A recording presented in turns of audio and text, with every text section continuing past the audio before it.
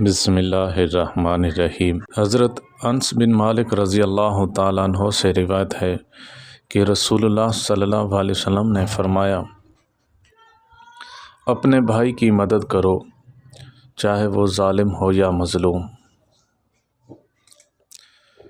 حضرت انس سے روایت ہے، کہتے ہیں رسول اللہ صلی اللہ علیہ وسلم نے فرمایا، ان کی کفالت کا بیڑا اٹھایا یہاں تک کہ وہ بالغ ہو جائیں، یعنی وہ اپنے گھر چلی جائیں، تو میں اس شخص کی قیامت کے دن اس طرح ساتھ رہوں گا۔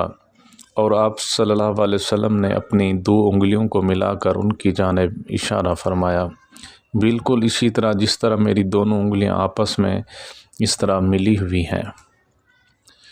حضرت عوف بن مالک رضی اللہ تعالیٰ عنہ سے روایت ہے، فرماتے ہیں نبی کریم صلی اللہ علیہ وسلم نے ارشاد فرمایا، جس شخص کے پاس 3 بیٹیاں ہوں وہ ان سے اچھی طرح کفالت کرے یہاں تک کہ وہ اس سے جدا ہو جائیں، یعنی ان کی شادی ہو جائے یا ان کا انتقال ہو جائے، تو یہ بیٹیاں اس آدمی کے لیے جہنم سے پردہ ثابت ہوں گی۔